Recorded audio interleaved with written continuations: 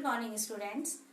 Part 1 में जो हमने अभी पढ़ा था पार्ट 1 दो बैलों की कथा, आज हम उसका थोड़ा सा मुख्य बिंदुओं पर फिर से एक बार गौर कर लेते हैं, जिससे कि हमारा जो पार्ट है वो रिवाइज हो जाए। तो उसके मुख्य बिंदु थे, कहानी में जो जो भी मुख्य बातें आई थी वो इस तरह थी कि कहानी में किसानों और पशुओं के भावात्मक संबंधों का वर्णन किया गया है। कि कहानी में ये दर्शाया गया है कि किसान और जो पशु जैसे कि हीरा और मोती थे और किसान में झूरी था, इनके संबंध कैसे थे। तो किस तरह के संबंध किसान और पशु में होते हैं, इस पाठ में ये भी दर्शाया गया है। किसके माध्यम से? झूरी और हीरा मोती के माध्यम से दर्शाया गया है। दूसरा पॉइंट था कि झूरी के दोनों बैल हीरा और मोती के का गया के घर जाना, कि किस तरह से हीरा और मोती को गया अपने यहाँ ले जाता है। रास्ते में उसको वो परेशान करते हैं, वो उनसे दोनों से परेशान होके उन्हें घर ले जाकर उन्हें रूखा सूखा खाने को देता है।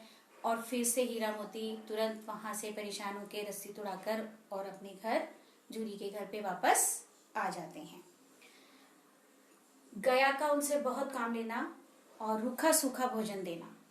अब जब दूसरी बार फिर से गया आके उनको दोबारा ले जाता है और ले जाके फिर वो क्या करता है कि उनसे बहुत काम लेता है और गुस्से में उन्हें रूखा सूखा भोजन ही देता है, वो उन्हें अच्छा खाने के लिए नहीं देता है।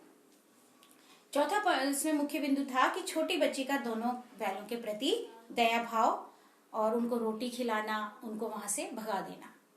अब क्योंकि गया के घर में कोई भी उन बैलों से इतना प्रेम नहीं करता था, अपने बैलों को तो वो अच्छे से खली और आटा डालकर चारा देते थे, जबकि हीरा और मोती को वो रूखा सूखा ही खाने को देते थे।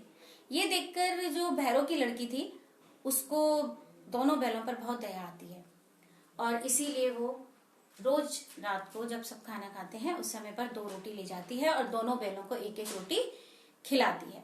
उससे दोनों बैलों को जो है वो उनको आत्मसंतुष्टि मिलती है। उस एक रोटी से उनका पेट तो भरता नहीं है, लेकिन वो प्रेम से खिलाई गई, उस रोटी में प्रेम भरा हुआ है, इसलिए उनका जो मन है वो उस रोटी से ही तृप्त हो जाता है।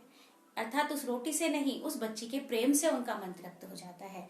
और लड़की की आत्मीयता इसलिए उनके साथ इतनी हो जाती है क्योंकि लड़की की भी सौतीली माँ है, वो भी इस तरह से उसको परेशान करती है जैसे कि गया बैलों को परेशान करता है। तो इसीलिए लड़की बैलों के दुख को समझती है और बैल लड़की के दुख को समझते हैं। और फिर बाद में लड़की जब बैलों को देखती है कि वो भागने का प्रयास कर रहे हैं, जाना चाहते हैं यहाँ से, वो यहाँ दुखी हैं, तो वो उनकी रस्सी खोलकर उन्हें भगाने का प्रयास करती है और वहां से उन्हें भगा देती है। भागकर उनका रास्ता भटककर मटर के खेत में पहुंचना। अब क्या होता है, 5वां बिंदु है ये। इसमें दोनों भागते हैं वहां से और आनन फानन में इतना तेज भागते हैं कि वो एक मटर के खेत में पहुंच जाते हैं और मटर के खेत में खूब मटर खाते हैं, अपना पेट भरते हैं, पानी पीते हैं, तृप्त हो जाते हैं। लेकिन मोती जहां खेत में पानी दिया हुआ है उसमें फंस जाता है। हीरा क्योंकि खेत की मेड़ पर था, यानी कि दीवार होती है खेत के चारों तरफ, उधर था, वो तो भागने में सफल हो सकता था, लेकिन क्योंकि मोती पकड़ा जाता है इसलिए हीरा भी वहां पे रुका रहता है। क्योंकि इस चैप्टर में हमने देखा है कि इन दोनों की मित्रता को बहुत ही गहराई से दर्शाया गया है कि ये दोनों एक दूसरे पर कितना अपना भाव प्रदर्शित करते थे। पकड़े जाने पर कांजी हाउस पहुंचना। अब जब दोनों पकड़े जाते हैं मटर के खेत में तो दोनों को कहाँ ले जाया जाता है? कांजी हाउस। कांजी हाउस क्या है? जहां पर लावारिस और आवारा पशुओं को रखा जाता है, मवेशी खाना वो कहलाता है। ये सरकार द्वारा संचालित होता है। वहां अन्य जानवरों को भगाना परंतु अपनी नीलामी कराना। अब क्या करते हैं वो कि वहां जाने के बाद हीरा जब दीवार गिराने का प्रयास करता है, आधी दीवार गिरा भी देता है, कांजी हाउस वाले आके उसको बांध देते हैं रस्सी से। फिर मोती को वो उकसाता है और मोती उस दीवार को गिराता है और सारे पशु वहां से भाग जाते हैं। लेकिन हीरा बंधा हुआ है इसलिए मोती भी वहां से नहीं जाता है। दोनों पकड़े जाते हैं, दोनों वहीं रह जाते हैं और फिर दोनों एकदम उनके खाने को नहीं दिया जाता, पानी पीने के लिए ही सिर्फ दिया जाता है। तो इतने दिनों तक सिर्फ पानी पर कोई नहीं रह सकता है, तो दोनों कमजोर होते जाते हैं, दिन प्रतिदिन उनकी स्थिति खराब होती जाती है।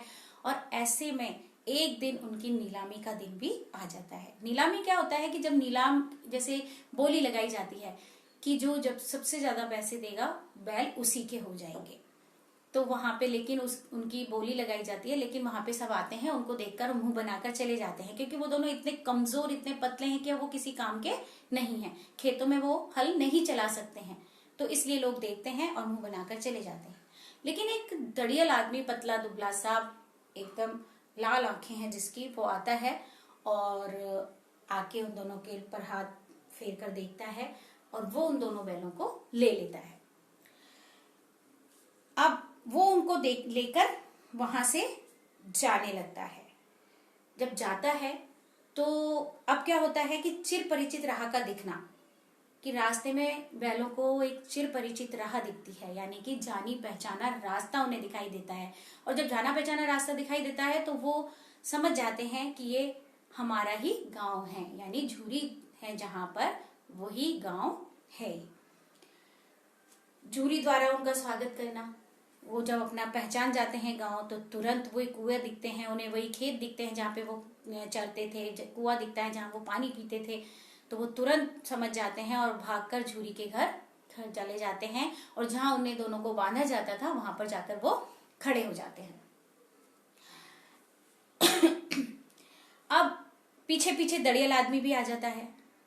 अब दड़ियल आदमी जब वहां पर आता है, झूरी पहले तो उनको देखता है, देखकर इतना खुश होता है, उनका स्वागत करता है, उन्हें चूमता है, उन्हें प्यार से सहलाता है, उनके लिए जल्दी जल्दी नौकर से कहता है इनके लिए खाना, इनके लिए चारा डालो, खाना डालो, और वो बहुत खुश होता है उनको देखकर।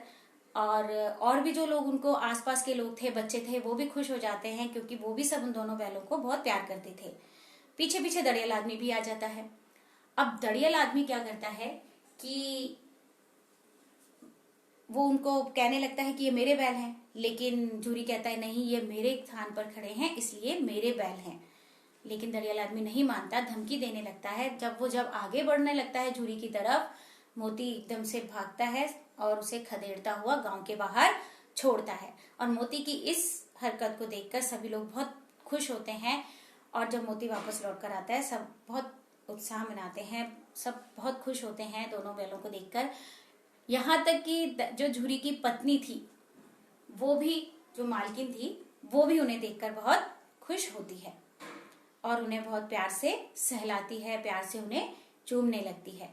क्यों? क्योंकि उन्हीं की वजह से वो, उसी की वजह से वो गया के घर गए थे और अपना रास्ता भटक गए थे। तो ये हमने चैप्टर पढ़ा, दो बैलों की कथा। पहले हमने इसे चैप्टर को पढ़ा, आज हमने उसके मुख्य बिंदुओं को दोहराया। तो मैं समझती हूँ सभी को अब ये चैप्टर अच्छे से समझ में आ गया होगा। अब इसके नेक्स्ट पार्ट में हम इसके प्रश्नोत्तर करेंगे और कुछ शब्दार्थ हैं वो भी हम लिखेंगे। ठीक है।